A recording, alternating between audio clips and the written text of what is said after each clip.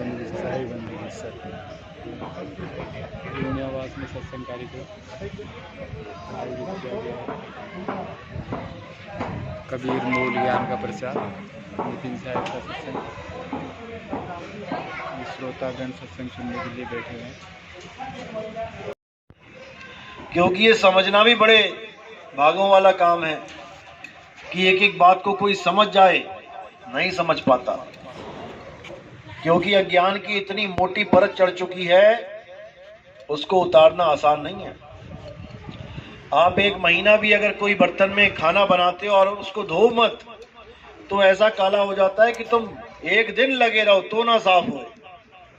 ये तो रोज रोज रोज थोड़ा सा धोना पड़ता है, इसलिए उसकी चमक बरकरार रहती है। वो भी फीकी पड़ने लग जाती है रोज धोने के बाद भी।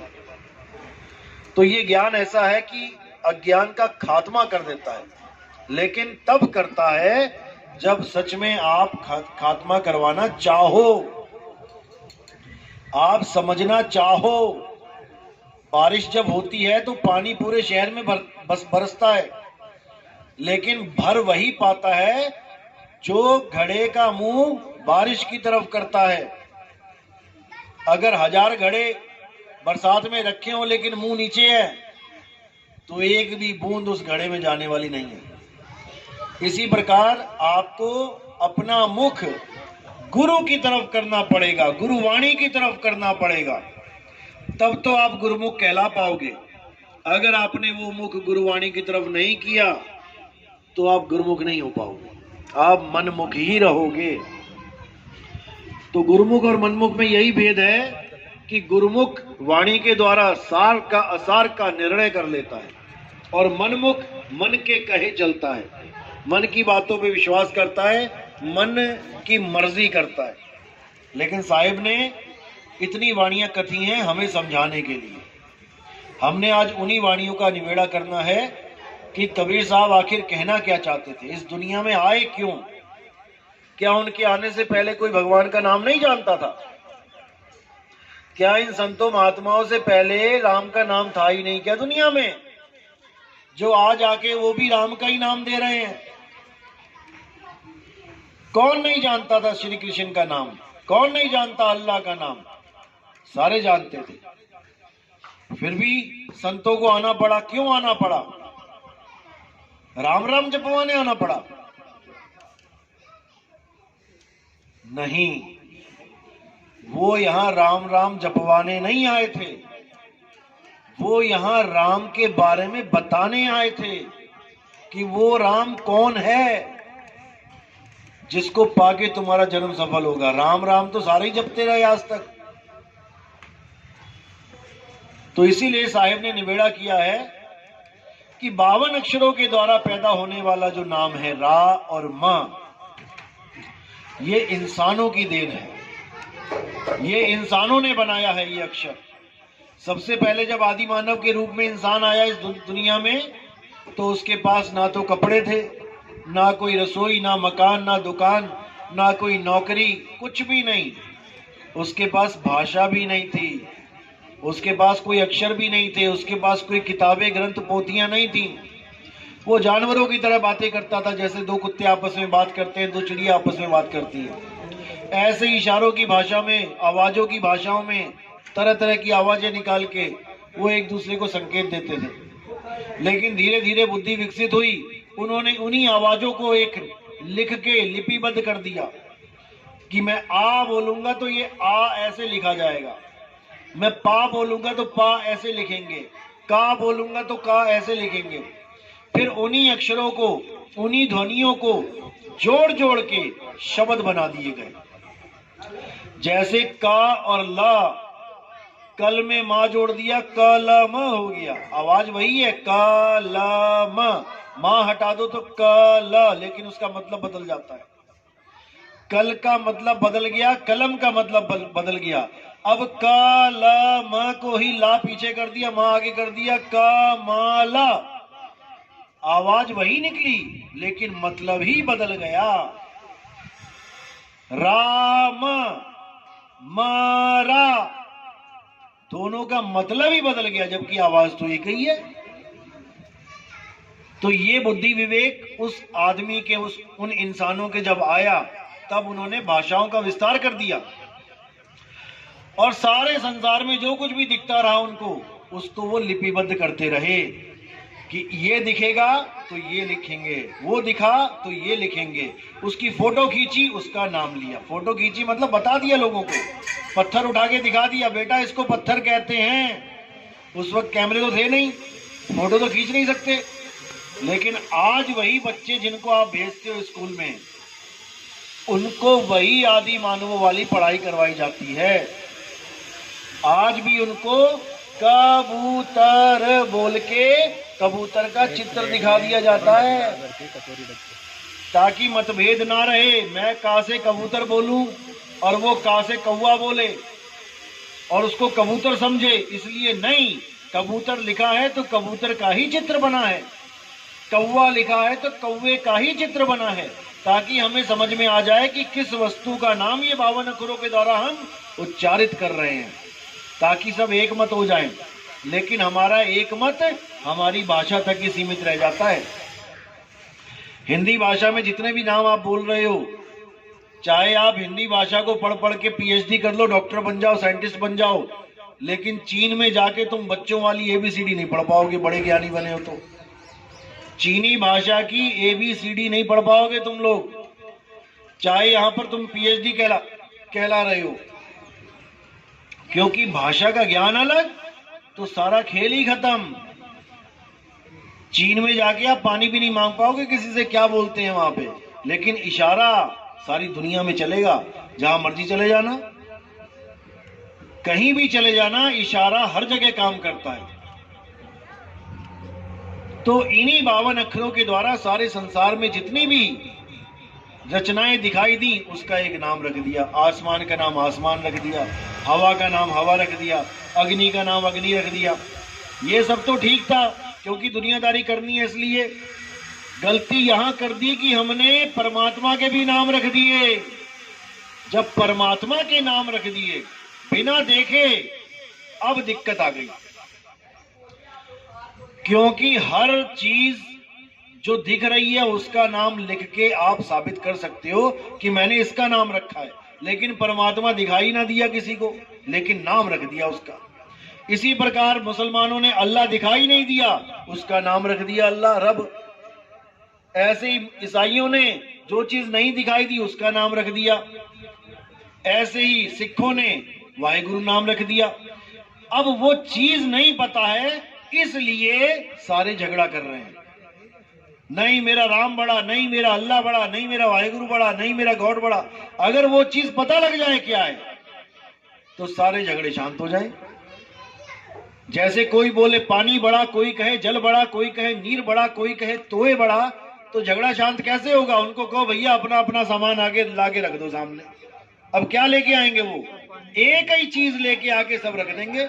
वहीं पे समझ में आ जाएगा, अरे यार नाम अलग अलग है, चीज तो एक ही है। लेकिन अब यहां कौन अल्लाह को लेके आए, कौन वाहेगुरु को लेके आए, कौन गॉड को लेके आए? ना वो ला सकते हैं, ना वो खुद आएंगे यहाँ पे। अगर वो खुद भी आ जाते तब भी झगड़ा खत्म हो जाता। ना आज तक अल्लाह जमीन पे आके बता के गया कि मैं अल्लाह हूं, ना कोई वाहेगुरु आ रहे हैं, ना कोई गॉड आ रहा है। ये इंसान ने बना दिए हैं सारे खेल, क्योंकि पढ़ना लिखना आ गया। अगर पढ़ना लिखना बोलना नहीं आता तो कौन से नाम की जंग होती यहां पे? तब कौन सा राम होता, कौन सा अल्लाह, कौन सा? अरे 52 अक्षर बनने के बाद ये सारे नाम बने हैं। आज तक इंसानों के अलावा कोई और कुत्ता बिल्ली हाथी घोड़ा क्यों नहीं लड़ा भगवानों के नाम पे? वो भी तो परमात्मा के ही जीव हैं। केवल इंसान को ही क्यों झगड़ा सूझ रहा है, लड़ रहा है इंसान? केवल 52 अक्षरों की वजह से। ये जो मुंह से नाम निकल रहे हैं इसकी वजह से। इसीलिए साहिब ने बोला 52 अक्षर जोड़े आन और सक्या न अक्षर एक पहचान। उस एक अक्षर अविनाशी को कोई नहीं पहचान पा रहा जो सब घटों को चला रहा है। हिंदुस्तान में अगर रामराज होता या रामराज हो जाए तो मुसलमान तो खत्म हो जाने चाहिए। अगर इस दुनिया को अल्लाह ने बनाया है तो हिंदू क्यों जीवित है, ईसाई क्यों जीवित है? फिर तो इन सबका सफाया हो जाना चाहिए और आदमी ना करे, अल्लाह ही करे ना। फिर तो घर तो उसका है। हम लोग क्यों जी रहे हैं? हम लोग को सांस क्यों दे रहा है? वो केवल अपने मानने वालों को दे। लेकिन असल में बात यह है कि कोई अल्लाह, कोई वाहिगुरु ये चाहता ही नहीं है कि उसके नाम पे कोई झगड़ा होए, वरना अल्लाह और राम खुद ही झगड़ा करके निबेड़ा कर ले। कौन ताकतवर, कौन बड़ा है, हमें करने की क्या जरूरत है? लेकिन ना तो आज तक वो लड़े और ना ही हमारे कहने पे लड़ने वाले हैं। ये हम ही लड़ना जानते हैं, क्योंकि हमें मूर्ख बना दिया गया इन लोगों के द्वारा, जो हमारे धर्मों पे, हमारी आस्थाओं से राजनीति करते हैं। लेकिन अगर हमें नहीं समझ में आया आज, तो आने वाले समय में यहां पर अल्लाह राम का नाम लेने वाला भी कोई नहीं होगा। एक ही परमाणु दागेंगे सब साफ। अगर हिंदू ने दाग दिया तो हिंदू भी मरेंगे, मुसलमान ने दाग दिया मुसलमान भी मरेंगे। कोई बम ये देख के नहीं फूटेगा कि भैया हिंदू मर रहा है कि मुसलमान मर रहा है, सारे ही धराशायी हो जाएंगे। क्या फायदा फिर ऐसे अल्लाह राम का? इसीलिए कबीर साहब कह रहे हैं कि जिसको तुम पाना चाहते हो पहले उसको जानो, वो है क्या। अल्लाह वाले अल्लाह को जाने, राम वाले राम को जाने, झगड़ा खत्म हो जाएगा जानने के बाद, क्योंकि वो एक ही है। भाई रे दो जगदीश कहां से आया, और कहो कौन बौर आया। अल्लाह वाले भी कह रहे हैं अल्लाह एक है, परमात्मा एक, खुदा एक। राम वाले भी कह रहे हैं भगवान एक है। तो झगड़ा किस बात का है? बड़ा छोटा करने का झगड़ा है। मेरा पानी बड़ा, तेरा जल छोटा, मेरा नीर बड़ा, तेरा तोय छोटा। इससे कुछ मिलने वाला नहीं है। तो आज यहां पर आपको निवेड़ा करेंगे कि अल्लाह वाहिगुरु होता क्या है और हमने बना क्या दिया है। 3 प्रकार का ज्ञान है। अच्छी तरह समझ लोगे, समझ में आ जाएगा, नहीं तो बताने वाला बता के चला जाएगा, आपके पल्ले कुछ नहीं पड़ेगा। 3 ही चीजें हैं इस दुनिया में, चौथी कोई चीज नहीं है। पहला है साकार, दूसरा है निराकार। अब साकार और निराकार पे सत्संग कर लेते हैं, तीसरे के बाद में बात करेंगे। साकार क्या है? ये सारी दुनिया में जितने भी रूप दिखाई दे रहे हैं ये सब साकार है। लेकिन ये आए कहां से? आए कहां से? निराकार से। किसी को शक है?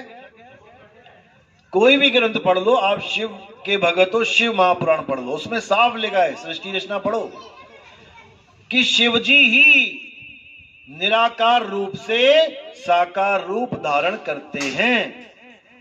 यानी पहले निराकार थे, फिर साकार हो गए। आप विष्णु महापुराण उठा के देख लो, उसमें लिखा है विष्णु जी के 2 स्वरूप हैं, एक निराकार, एक साकार। निराकार से ही साकार जगत का सृजन होता है।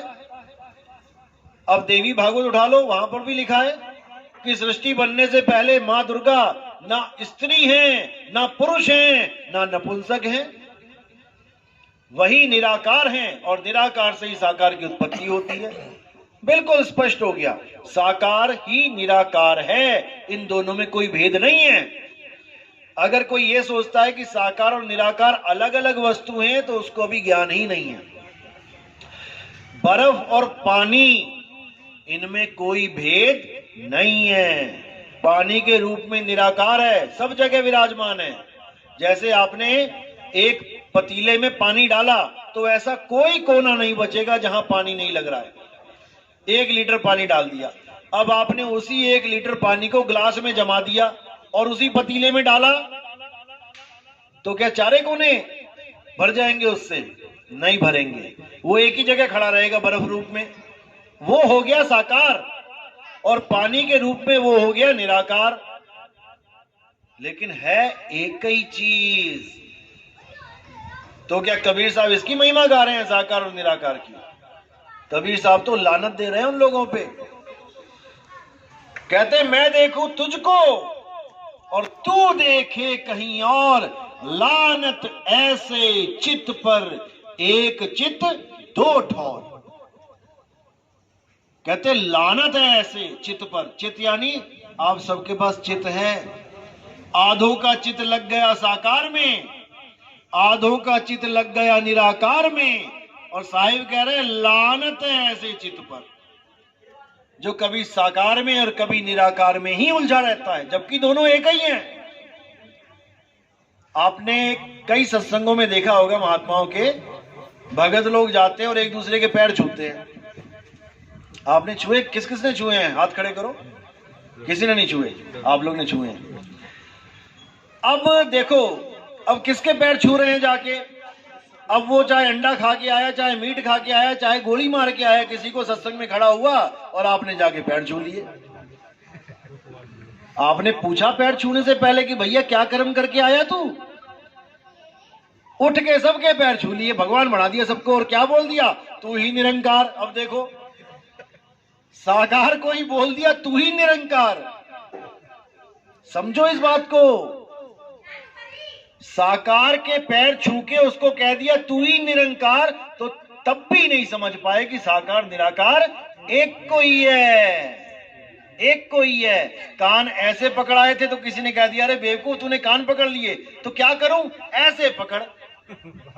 अरे वही है। साहिब कहते हैं कोई निर्गुण में रीझ रहा, कोई सरगुण ठहराए, अटपट चाल कबीर की मुंह से कही ना जाए। दादू जी की वाणी है। कोई साकार में उलझ गया, कोई निराकार में उलझ गया, और है एक ही चीज। अब इसी साकार और निराकार को देख कौन रहा है? जिस दिन तुमने ये विचार कर लिया, तुम्हारे पर्दे खुल जाएंगे। साकार को कौन देख रहा है? मैं ही देख रहा हूं। और निराकार को कौन देख रहा है? मैं ही देख रहा हूं। जब दोनों को मैं देख रहा हूं तो मैं क्या हूं? जिस दिन ये समझ में आ गया, जिस दिन ये समझ में आ गया कि मैं कौन हूं, उस दिन साकार और निराकार की महिमा खत्म हो जाती है। जब तक ये नहीं पता लगा कि मैं कौन हूं, जब तक दूसरे को ही पूजोगे, तब तक दूसरे को ही पूजोगे। लेकिन जब समझ में आ जाएगा कि मैं कौन हूं, उसके बाद दूसरा खत्म हो जाएगा। तो मैं क्या हूं? आत्मा हूं। हे अर्जुन, तू, मैं और ये सारे राजा महाराजा, हम शरीर नहीं हैं, हम आत्मा हैं। अध्याय 2 पढ़ो। ऐसा कोई समय नहीं था जब तू, मैं और ये राजा महाराजा नहीं थे, और ऐसा कोई समय नहीं आएगा जब तू, मैं और ये राजा महाराजा नहीं होंगे। तो फिर कौन मरा? इतना बड़ा युद्ध हो गया, मरा कौन?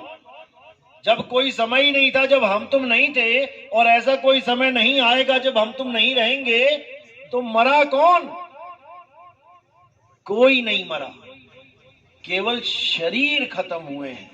और शरीर तो हम हैं ही नहीं, शरीर तो कपड़े हैं इस आत्मा के। आज ये इंसानी कपड़े पहन लिए, कल को क्या पता शेर चीते के कपड़े पहनने पड़ जाएं। इसीलिए बोला गया इंसानी चोला बार बार नहीं मिलता। इंसानी चोला, चोला क्या होता है? कहते ना बाबा जी का चोला देखो, कपड़े। इंसानी चोला है ये। कपड़े पहने तुमने, कहां मिले ये कपड़े? सड़क पे पड़े हुए मिले, पहन लिए। ये मां के गर्भ में पहन के आए हो। तुमने आदमी के कपड़े पहन लिए और कुछ ने औरतों के कपड़े पहन लिए। जैसे पजामा लेने जाओ तो 2 तरह के पजामे मिलते हैं, एक लेडीज एक जेंट्स। कोट लेने जाओ तो लेडीज जेंट्स, चश्मा लेने जाओ लेडीज जेंट्स। ऐसे ही मां के गर्भ में जो हमें शरीर मिलता है वो भी लेडीज और जेंट्स होता है। लेकिन हम कपड़े नहीं हो जाते, हम तो उसको पहन रहे हैं। हम कपड़े पहन रहे हैं और अंत समय में हम ये कपड़े उतार देंगे और इन कपड़ों को छोड़ के चले जाएंगे। अब किसी की मां मरी तो जमीन पे क्या पड़ा है? मां पड़ी है कि कपड़े पड़े हैं? कपड़े पड़े हैं। मां को तो आप कहते हो माता मुझे छोड़ के चली गई, अब जो चली गई वो तुम कभी पहचान ही नहीं पाए कि चली कौन गई। जिसको माता माता कहते थे वो तो ये पड़ी है, यानी सारी उम्र कपड़ों को ही माता माता करते रहे, सारी उम्र कपड़ों को ही पिता पिता करते रहे। अपनी माँ और अपने पिता को हम जान ही नहीं पाए कि उनका स्वरूप क्या है।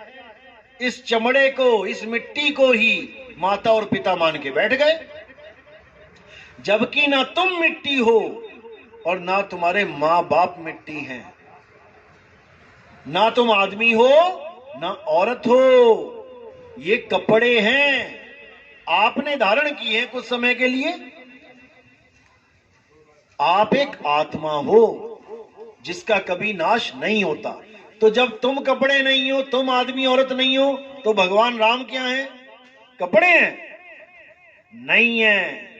भगवान राम ने भी मनुष्य का चोला धारण किया था। विष्णु जी ने अवतार देखो, विष्णु जी के पहला अवतार क्या है? मछली। अब कह दो विष्णु जी तो मछली हैं, कभी ना कहोगे विष्णु जी मछली हैं। फिर विष्णु जी ने अवतार लिया कछुए का, अब कह दो विष्णु जी कछुआ है, कभी ना कहोगे कछुआ है। फिर जंगली सुअर का अवतार लिया तीसरा, अब कोई कह दे विष्णु जी बराबर इज इक्वल टू जंगली सुअर, कभी ना बोलोगे। अब विष्णु जी ने अवतार लिया आदमी का, राम जी का, कृष्ण जी का। अब तुमने इसको ग्रहण कर लिया कि भाई विष्णु जी तो आदमी हैं, क्योंकि तुम आदमी के चोले में हो, इसलिए तुम्हें वो मनोहर लग रहा है। बाकी चोलों को तुमने रिजेक्ट मार दिया, आदमी के चोले को पकड़ लिया। कृष्ण जी बोलते ही बांसुरी हाथ में आ जाती है। अब विष्णु जी ने एक ही बार में 2 चोले धारण किए, आदमी का तो किया, औरत का भी कर लिया। लेकिन तुमने कभी ना माना विष्णु जी को औरत। कब किया था औरत का रूप धारण? जब अमृत बट रहा था और दैत्यों ने रूप बदल के देवताओं में बैठ के अमृत का पान किया था, तो कौन थी वो जिसने चक्र से दोनों की गर्दन काट दी थी? आदमी था कि औरत?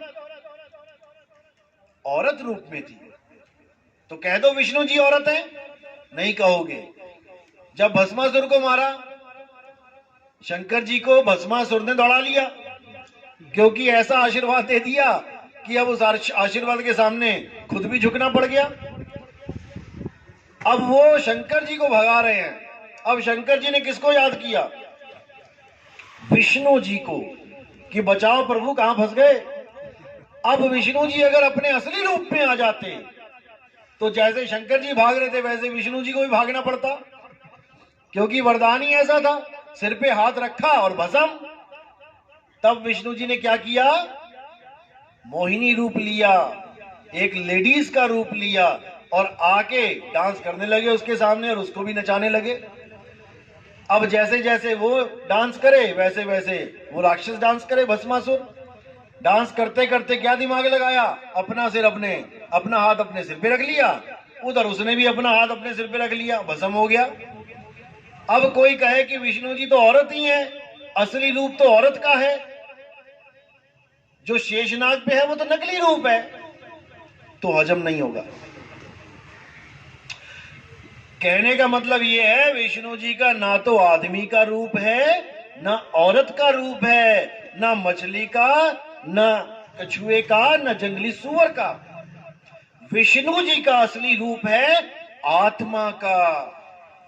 विष्णु जी आत्मा है, राम जी आत्मा है, कृष्ण जी आत्मा है।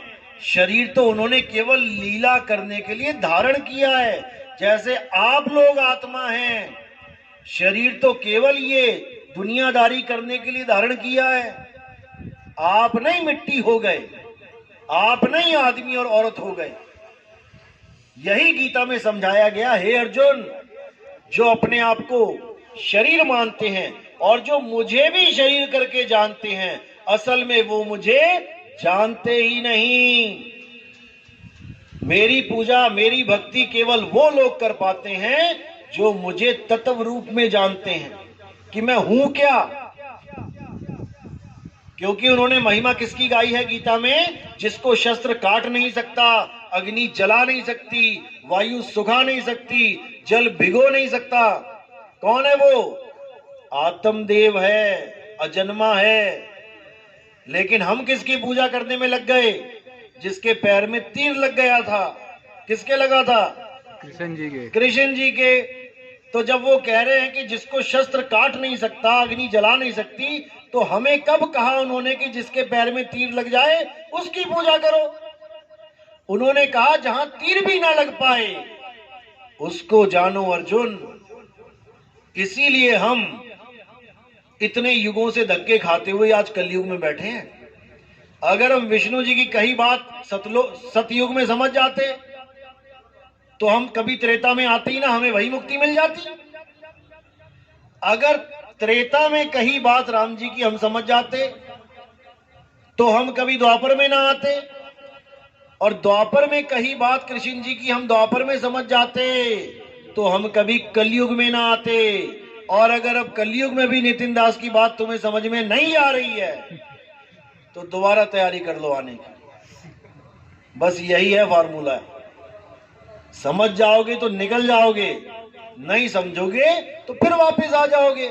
ऐसे ही ढूंढ रहे होगे कोई गुरु, कोई मुझे मुक्ति दे दे, और जो मुक्ति की बात चल रही है वो समझ में नहीं आ रही है। इसीलिए कबीर साहब ने कोई कसर नहीं छोड़ी बताने में। उन्होंने बोला जल में मीन प्यासी, मोहे देखत आवे हासी, आत्म ज्ञान बिना नर भटके। कहां भटके? तुम्हें तो लग रहा है हम तो जा रहे हैं भगवान जी के पास। कभी काबा कभी काशी। मुसलमान जा रहे हैं काबा और बड़े खुश होके जा रहे हैं, और साहिब क्या कह रहे हैं? आत्मज्ञान बिना नर भटके। भटकने जा रहे हो तुम वहां पे, क्योंकि तुम्हारा खुदा किसी काबा काशी का गुलाम नहीं है कि वहीं बैठा हुआ है। तुम्हारा साहिब तुम्हारे अंदर बैठा है, तुम्हारी आत्मा में बैठा है। ज्यों तिल माही तेल है, ज्यों चकमक में आग, और तेरा साईं तुझ में है, जाग सके तो जाग। जब मेरा साईं मुझ में है तो फिर मैं कहां जाऊं उसे ढूंढने? दूध में घी छुपा है, अब दूध कहां जाए घी को ढूंढने? कहीं भी चला जाए वो उसे ढूंढ नहीं सकता, क्योंकि दूध में ही घी है। बस उसे ऐसा गुरु चाहिए जो दूध से घी कैसे प्रकट होगा ये विधि बता दे। अगर इतना ज्ञान समझ में आ गया तब तो कल्याण हो जाएगा, नहीं तो फिर किसी मां के गर्भ में पड़ जाओगे जाके। और ये भूल जाना कि यही वाली अम्मा जी मिलेंगी जिससे प्यार करके बैठे हो। पता नहीं कौन सी गधी, कौन सी सूरी, कौन सी हथनी के गर्भ में जाके फिर वैसा ही निकल के आ जाओगे सामान। जैसी मां वैसा बेटा।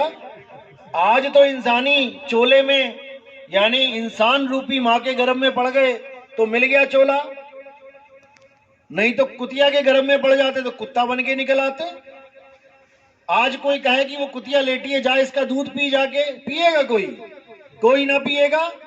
और जब उसके गर्भ में पड़ गए तो बाकी भाइयों को पीछे करोगे, सबसे पहले जाके चूसोगे, तगड़े हो जाओगे, मोटे हो जाओगे। वहां तुम्हें याद नहीं रहेगा कि मैं कभी इंसान था और मैं घिन कर रहा था कि ये दूध मैं नहीं पी सकता। अब चूस चूस के मोटे ताजे हो जाओगे। ये माया का खेल है भाई, ऐसा घुमा रखा है इसने कि हालत खराब कर देगी। इसीलिए साहिब ने बोला जब लग ना चीनोगे आत्म, तब लग ना मिली है परमात्म। आत्म चीने परमात्म चीने, संत कहावे सोए, और यह भेद काया से बाहर बूझे बिरला कोई। जब तक काया से बाहर का ज्ञान नहीं समझ में आया, यानी विदेही ज्ञान समझ में नहीं आया, जब तक भटकते ही रहोगे।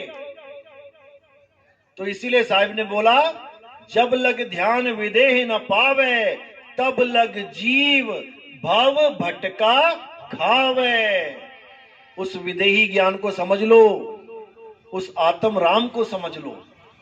वो आत्म राम कहीं मंदिरों में नहीं बैठा है, वो तुम्हारे रोम रोम में बसा हुआ है।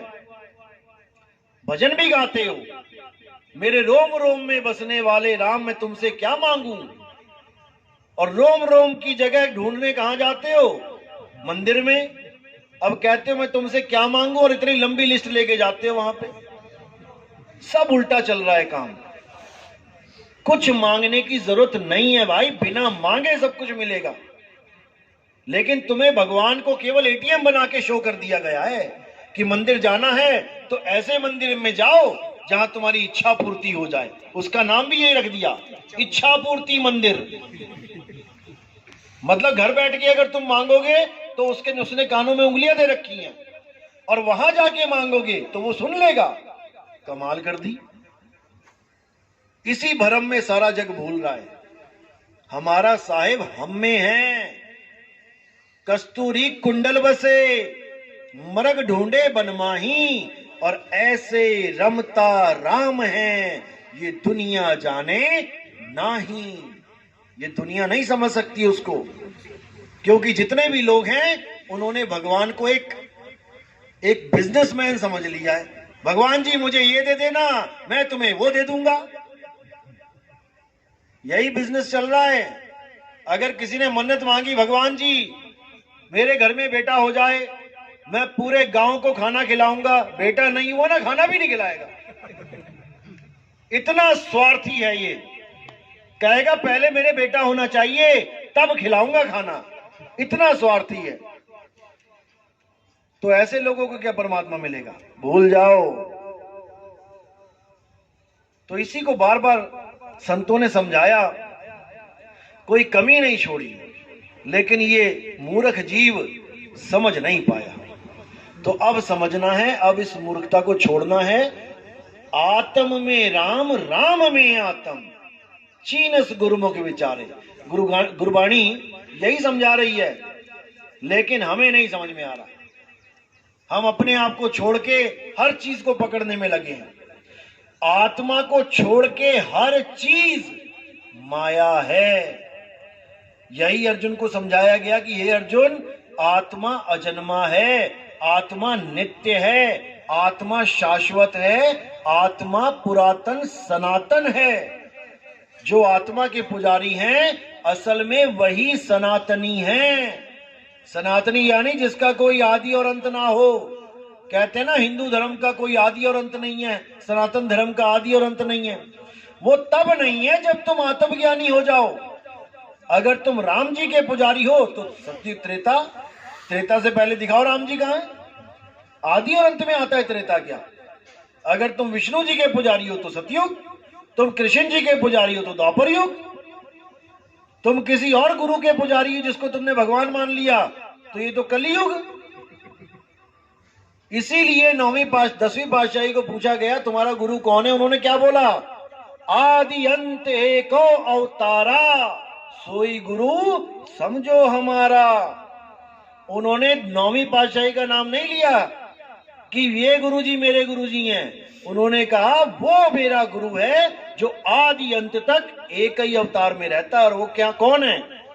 आत्मदेव। हे अर्जुन, आत्मा ना तो कभी जन्म लेता है, ना ही आत्मा की कभी मृत्यु होती है। आदि और अंत तक केवल आत्मा ही आत्मा होता है, इसके अलावा कुछ नहीं। बाकी सब जन्मते हैं, मरते हैं, आते हैं, जाते हैं, लेकिन आत्मा अचल हमेशा एक ही रस में रहता है। वो परिवर्तित नहीं होता, क्योंकि परिवर्तन होने वाली हर चीज माया है। बर्फ जब पिघल जाती है तो वो पानी बन जाती है, माया है। साकार कहां से आया? निराकार से। निराकार ही जब साकार बन रहा है तो माया है, और साकार निराकार हो जाता है तो भी माया है। वो क्या है जो कभी नहीं बदलता? वो आत्मा है। आत्मा सदा एक रस रहता है। तो निराकार साकार की भक्ति जो है वो नीचे लेवल की भक्ति है। सबसे नीचे साकार की भक्ति है, उससे ऊपर निराकार की भक्ति है दोनों एक ही। लेकिन जैसे सिक्के के दो पहलू हैं, हेड और टेल, है एक ही सिक्के के पहलू, लेकिन जो तुम मांगते हो वो आ जाए तो जीतते हो, और जो दूसरा आ जाए तो हार जाते हो। बस यही खेल चल रहा है, यही खेल चल रहा है। जो तुम्हें समझ में आ गया कि मैं तो साकार का भगत हूं, वो तुम्हारे सामने रख दे तो तुम खुश हो जाते हो, अरे क्या बात है, भगवान जी आ गए। और जो निराकार के भगत हैं, जब उनसे निराकार की बात करो तो वो खुश हो जाते हैं, वाह वाह वाह क्या बात है, क्या ज्ञान है। दोनों ही अज्ञान है, दोनों ही अज्ञान है। अब साकार निराकार दोनों से न्यारा क्या है? तो साहिब कहते हैं सरगुण निर्गुण दोनों से न्यारा, जानेगा कोई जाननहारा। उसको जानो जो साकार से निराकार नहीं होता, जो निराकार से साकार नहीं होता। वो कौन है? आत्मदेव, जिसको शब्द भी कहते हैं। कबीर साहब की वाणी में जहां भी शब्द लिखा हुआ है वहां पर दो प्रकार के शब्द हैं, एक तो खंडित शब्द जो अक्षरों से बनते हैं, और एक अखंड शब्द जिसको नाम अखंड बोला जाता है, और वो आत्म राम है। नाम अखंड और सब खंडा, सार शब्द गरजे बरमंडा। सार शब्द यानी वो परमात्मा, वो आत्म देव। जहां देव लगा है वो परमात्मा के लिए है, और जहां जीव लगा है वो जीवात्मा के लिए है। धक्के खाने वाले लोग जीवात्मा होते हैं, और जो अचल अवस्था में रहते हैं वो परमात्मा परम पद को प्राप्त होते हैं। इसीलिए गरीबदास जी ने बोला, कोटि तो ब्रह्मा भय और कोटि भय ईश, साहिब तेरी बंदगी से जीव बने जगदीश। जैसे समुद्र नीचे अचल है, ऊपर लहरें चल रही हैं। क्यों चल रही हैं? वायु का साथ ले लिया, हवा चली और उसी के साथ लहरें भी चलने लग गई। अब लहरें जो चल रही हैं उसको तुम गिन सकते हो, एक आई, दूसरी आई, तीसरी आई, चौथी आई, लेकिन समुद्र को क्या गिनोगे? वो अचल है। तो जब तक लहरें चल रही हैं, ये बैठी हैं लहरें, ये जीव अवस्था ही लहरें हैं। एक आया, दूसरा आया, तीसरा आया, और जब यही लहरें शांत होके उस मन रूपी वायु का साथ छोड़ के उस समुद्र में समा जाती हैं, तो कोई पहचान भी नहीं सकता कि इसको लहर कहूं कि समुद्र कहूं, एक हो जाती है। तो इसीलिए साहिब ने बोला, अब तो जाए चढ़े सिंहासन और मिले हैं सारंग पानी, राम कबीरा एक भय है, कोई न सके पछाणी। जब गुरु मिलता है आत्मज्ञानी तो तुम्हारी अवस्था को बदल देता है। जहां तुम अपने आप को काया मान रहे थे, अब काया से हटके तुम अपने सत्य स्वरूप को प्राप्त करते हो। अब लहरों वाला काम खत्म और अटल अविनाशी सत्य पे आके आप स्थिर हो जाते हो। इसी को स्थित प्रज्ञ बोला गया है गीता में। स्थित प्रज्ञ जो एक जगह स्थित हो जाए, अब उसे कोई हिला ना पाए, वही मुक्ति है। और जब तक तुम चल रहे हो, कोई शिवलोक को जाने की तैयारी कर रहा है, कोई ब्रह्मलोक को, कोई गोलोक को, कोई स्वर्ग को, कोई नरक को, जब तक तुम चल रहे हो, जब तक तुम अज्ञान में हो, तुम काल के जाल में हो, तुमने स्थिर हो जाना है। एक भैंस को बांधा खूंटे से, खूंटा ढीला था, पता लगा भैंस खूंटा ही लेके चली हुई है। कई बार देखोगे भैंस ऐसी भी मिल जाती है, खूंटा ही लगा होता है साथ में, क्योंकि खूंटा अचल नहीं था। इसी प्रकार आपने अपनी सूरत को जहां स्थिर करना है, वो खूंटा अचल होना चाहिए। अगर तुमने सुरती लगा ली किसी पत्थर में, तो आज यहां पे, कल को उठा के किसी ने और कहीं रख दिया, फिर उधर मुंह घूम जाएगा तुम्हारा। या फिर आप कोई मंत्र में उलझ गए हो, तो आज ये मंत्र है, कल को गुरु बदल दिया, मंत्र भी बदल गया तुम्हारा। अब करना क्या है? उस अचल आत्मा में स्थिर होना है जो आपके पास है। किसी मंत्र में नहीं फंसना, किसी जंत्र में नहीं फंसना, किसी मूर्ति पूजा पाठ में नहीं जाना, अपनी आत्मा को जानना है। यही आत्मज्ञान है। जैसे आत्महत्या का मतलब होता है खुद की हत्या करना, किसी और को गोली मारना आत्महत्या नहीं होता। आत्मरक्षा होता है खुद की रक्षा करना। पड़ोसियों की रक्षा करने को आत्मरक्षा नहीं कहते। अपने बारे में किताब लिख देना आत्म कथा होता है, किसी और की कथा लिखना आत्म कथा नहीं होता।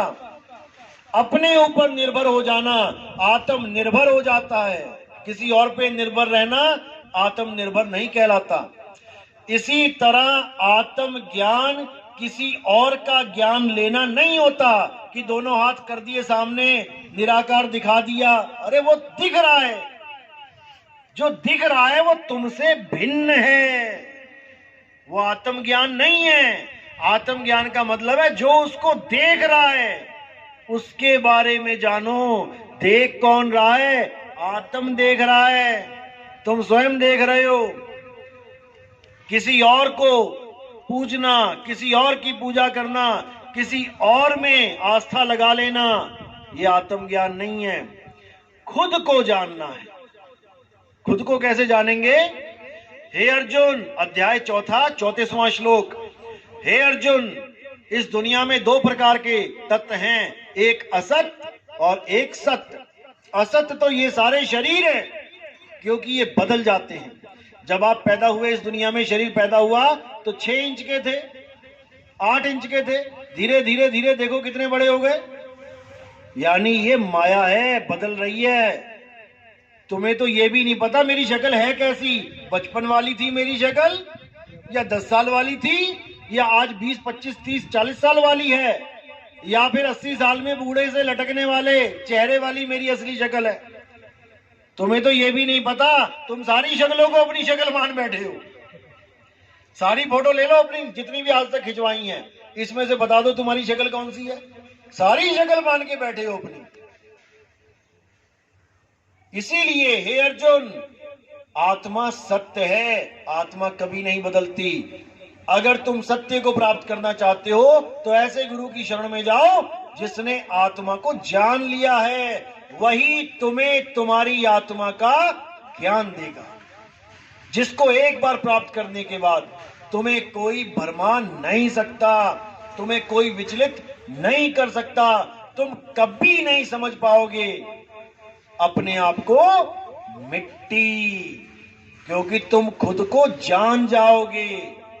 अभी तो मिट्टी मान बैठे हो अपने आप को, फिर तुम अपने आप को आत्मा जान जाओगे। जिसने कभी करंट को हाथ नहीं लगाया वो कभी नहीं जान सकता कि ये पंखा कैसे चल रहा है, किस ताकत से चल रहा है। उसने केवल सुन लिया कि पंखा करंट से चलता है, लेकिन उसको करंट का बोध कभी नहीं हो सकता जब तक वो उसको हाथ ना लगा ले। केवल बातों में ही चलेगा, हाँ बिजली आ गई, हाँ बिजली चली गई, लेकिन बिजली होती कैसी है इसका बोध उसे नहीं हो सकता।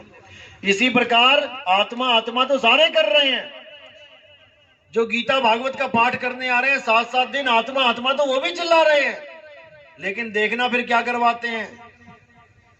पूरा दिन आत्मा आत्मा करके शरीर की पूजा, वो भी शरीर क्या बोलूं, पत्थर है, पत्थर की पूजा करवा के भेज देते हैं घर। अब कहां गई तुम्हारी आत्मा? अब कहां गया तुम्हारा आत्मज्ञान?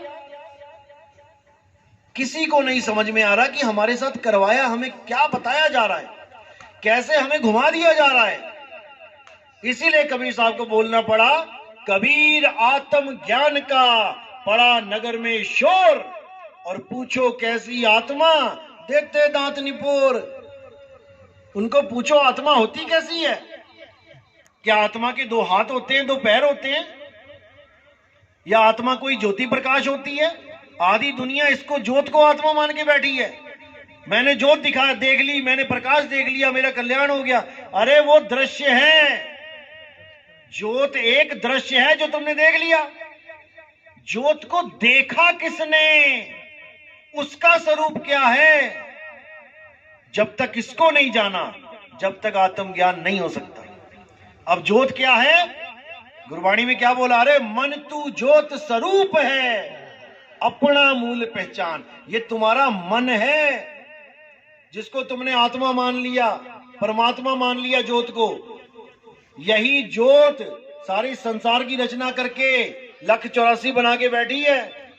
अव्वल अल्लाह नूर उपाया, कुदरत के सब बंदे, एक नूर ते सब जग उपजया। कौन भले कौन मंदे। किससे बना है दुनिया? नूर से। नूर क्या है? ये मन ही है नूर। मन ही स्वरूपी देव निरंजन, तुम्हें राख भरमाई हो, ए हंसा तू अमर लोक का बड़ा कालवश आई हो। ये प्रकाश जो दिखाई दे रहा है यही है काल भगवान। इसी से प्रेम करवा दिया सबको। एक नूर सर्वव्यापक, यही है काल भगवान। इसी का सारा पसारा है। एक राम दशरथ का बेटा, एक राम घट घट में बैठा, एक राम का सगल पसारा, ये है वो राम, मन रूपी राम। और एक राम तीनों से न्यारा, उसको जानना है जो तीनों से न्यारा है। पहला राम कौन है? एक राम दशरथ का बेटा, जो त्रेता युग में आए, दशरथ के पुत्र, यानी कि हम काया रूप में पहचान रहे हैं उनको। पुत्र तो काया ही होती है ना। एक राम दशरथ का बेटा यानी काया राम, तन राम।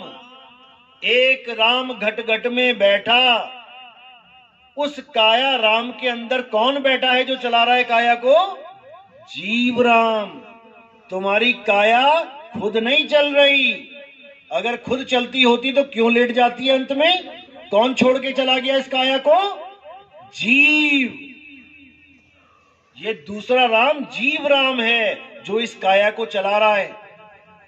अब तीसरा राम कौन है? एक राम का सगल पसारा, ये मन राम है। जो ये दुनिया तुम्हें दिख रही है, ये गाड़ियां, कारें, बिल्डिंगें, ये पहले थी क्या? जब इस दुनिया में आदमी आया, आदमी ना आता तो ये बिल्डिंगें आ जाती क्या? क्या शेरों ने 4 मंजिली बिल्डिंग बना दी जंगलों में? या मगरमच्छों ने पनडुब्बियां बना दी पानी में? ये तुम्हारे मन का पसारा है।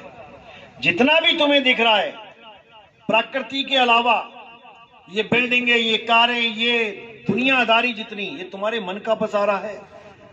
एक राम का सगल पसारा और एक राम तीनों से न्यारा, वो है आत्म राम, जिसको परमात्मा भी बोल देते हैं। तो यही 4 राम का निबेड़ा कबीर साहब ने किया था। लेकिन लोग कबीर साहब को भगवान राम का पुजारी समझ बैठे, तो उनको वाणी बोलना पड़ा, हमारा राम दशरथ सुत नाही। हमारा राम वो है जो सबको चला रहा है, जो किसी को मारता ही नहीं, जो सबको जीवन ही देता है।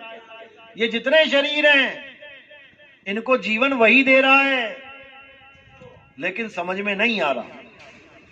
तो इसी को समझना है, आत्म राम को जानना है। आत्मा के बिना सब झूठ है। तो उम्मीद है कि आज का सत्संग समझ में आया होगा। जिसके नहीं समझ में आया वो हाथ खड़ा कर दे, जिसके आ गया वो भी हाथ खड़ा कर दे। सबके आ गया, चलो बहुत अच्छी बात है, फिर तो आना सफल हो गया। तो इसी के साथ सत्संग पे विराम देता हूं। और जो नाम दीक्षा वाले हैं वो हाथ खड़ा कर दे, प्रथम दीक्षा वाले।